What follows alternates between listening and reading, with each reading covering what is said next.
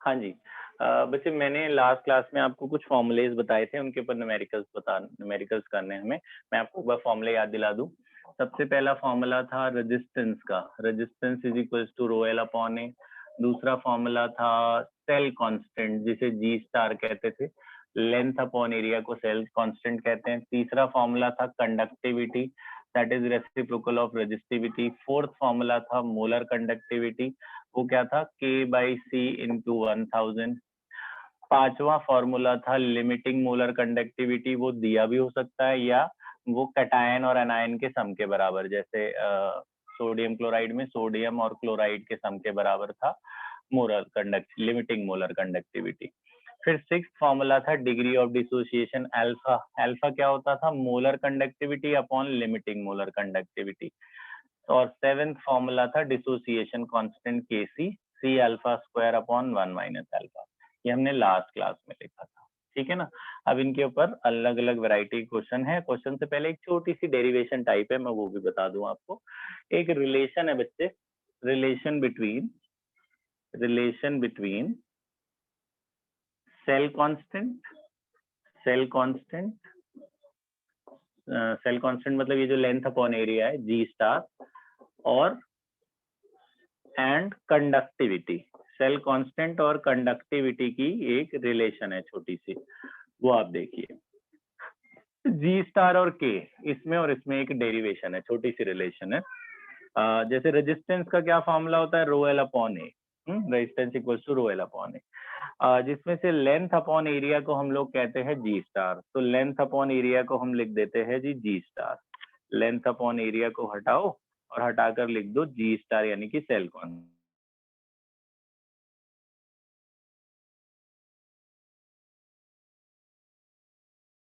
Continue कर दे बेटा। हाँ, तो मैं बताया था कि सेल कांस्टेंट और कंडक्टिविटी की relation R is equal to rho l upon a वाले फॉर्मूले से शुरू करेंगे। लेंथ अपॉन एरिया को हटाकर जी स्टार लिख सकते हैं, सेल कांस्टेंट होता है। मैं रो को नीचे ले गया, यहाँ से रो को जब नीचे ले गए तो आप देखो इंटू 1 कर दें कोई फर्क नहीं पड़ता, R इंटू 1 तो R ही रहता है, क्योंकि 1 अपॉन जो रो है दैट इज कंडक्टिविटी। तो 1 बाई रो को हटाकर कंडक्टिविटी लिख देंगे हम। आर आर ही रहेगा, 1 बाई रो को हटाकर कंडक्टिविटी।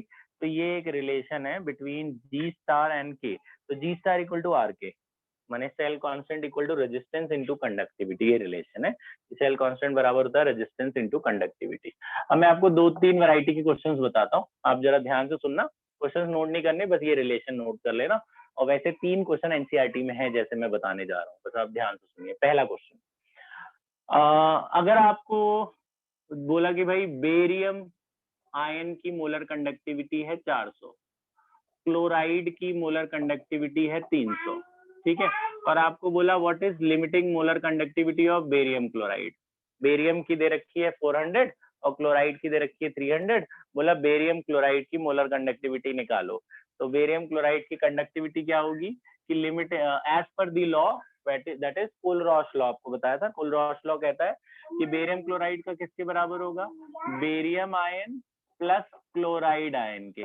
तो एक बेरियम होगा और 2 क्लोराइड होंगे, तो barium ion plus chloride ion के बराबर होगा। तो बेरियम की वैल्यू आपको दे रखी है 400 प्लस क्लोराइड की कितनी है 300। 300 इंटू 2 600 और 400 हो गया 1000।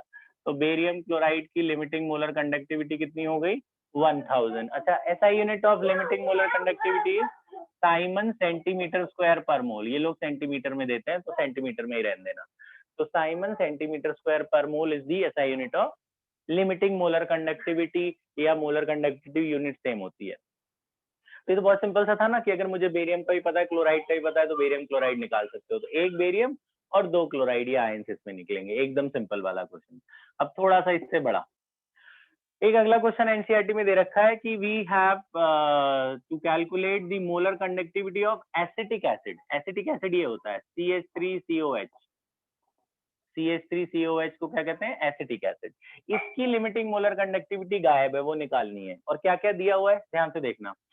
अच्छा, एनसीईआरटी वाले ना ये जो नहीं है CH3CO, एसिटेट आयन कहते हैं इसे। इसको ये लोग इतना बड़ा नहीं लिखते, शॉर्ट फॉर्म में AC लिख देते हैं। तो कभी AC लिखा जाए तो समझ जाना वो ये है, CH3CO माइनस यानी एसीटेट आयन है। अच्छा, तो अब हमें एसिटिक एसिड का मोलर कंडक्टिविटी निकालनी है और क्या क्या दे रखा है देखो, हमें सोडियम क्लोराइड की लिमिटिंग मोलर कंडक्टिविटी दे रखी है suppose 200, molar conductivity of this HCl is given as 100 and molar conductivity of CH3COONA, this is called sodium acetate, is given as 50। ठीक है, तो NaCl की है 200, HCl की 100 और CH3CONA की है 50। ठीक, हमें इन तीन डेटा की मदद से इसकी निकालनी है। अब ये क्वेश्चन तो डायरेक्ट था, बोला बेरियम क्लोराइड निकालो, तो बेरियम भी पता था, क्लोरीन भी पता था, ऐड करना था, एक बेरियम और 2 क्लोरीन ऐड कर दिया, बेरियम क्लोराइड निकल गया। लेकिन इसमें एसिटिक एसिड निकालने के लिए हमें इसका पता होना चाहिए और इसका, माने एसीटेट आयन का पता होना चाहिए और H+ का, वो नहीं दे रखा। उसके बजाय 3 डेटा दे रखे हैं, तो आपको दिख भी रहा होगा, खैर ध्यान से देखेंगे तो हम इसको कैलकुलेट कर लेंगे। अब जब हम आंसर स्टार्ट करेंगे, मुझे चाहिए जी एसिटिक एसिड, मुझे क्या चाहिए एसिटिक एसिड, तो हम क्या करेंगे, आप खुद देखो कि भाई CH3CO इन तीनों में से किसके पास है, लास्ट वाले के पास, लास्ट वाले को लिखो पहले, यानी कौन, CH3COONA वाली वैल्यू लिख लो, प्लस CH3CO मिल गया, चलो इसके पास। अगला चाहिए H, H इन तीनों में से किसके पास है, बीच वाले के पास H आयन है, तो बीच वाले को भी ऐड कर लो, यानी HCl की वैल्यू को ऐड कर लो। ठीक है, जब आप इन दोनों को ऐड करोगे तो आप अगर इनको आयंस में तोड़ो तो आपको क्या मिला, CH3CO भी मिल गया, H भी मिल गया, साथ में एक Na और Cl भी मिल गया एक्स्ट्रा। NaCl आपको चाहिए नहीं, NaCl आपको नहीं चाहिए ना, तो आप वो सब्ट्रैक्ट कर दो। आपको NaCl नहीं चाहिए, NaCl की वैल्यू को यानी कि फर्स्ट वाली को सब्ट्रैक्ट करो, तो हमने लास्ट दो को ऐड करा और फर्स्ट से सब्ट्रैक्ट कर दिया। क्यों कर दिया, इसको जब आप तोड़ोगे तो इसमें एक Na+ एक्स्ट्रा आएगा, इसमें Cl- और उसके बाद NaCl है, तो वो कट जाएंगे ना, Na वाला Na से कट जाएगा, Cl वाला Cl से कट जाएगा, तो बचेगा क्या, CH3CO और H, CH3COH बन जाएगा। तो कहने का मतलब है 50 प्लस HCl कितना है 100 और उसमें से माइनस कर देंगे NaCl 200, तो ये हो गया 150 से गया तो -50 आ गया, तो वैसे माइनस में नहीं आएगा, वैल्यू मैंने अपनी मर्जी से ली है। मान लो ये 150 होता तो ये 250 हो गया, तो ये 50 आ जाता आपका, तो ये CH3COH की वैल्यू आ गई। तो CH3COH की वैल्यू इस तरह से निकलेगी कि आप देखो भैया ये एसिटेट आयन किसके पास था इन तीनों में, इसके पास, फिर H किसके पास था, बीच वाले के पास, तो हमने ये दोनों ऐड करा। जब हमने ये दोनों ऐड करा इनकी मोलर कंडक्टिविटी, तो हमें NaCl एक्स्ट्रा मिल गया, तो हमने NaCl उसमें से माइनस कर दिया ताकि Na भी हट जाए, Cl भी हट जाए, तो सिर्फ CH3CO और H बचेगा। तो ये आपका एसिटेट आयन, इसकी एसिटिक एसिड की लिमिटिंग मोलर कंडक्टिविटी निकल गई। 2 टाइप ये हो गए।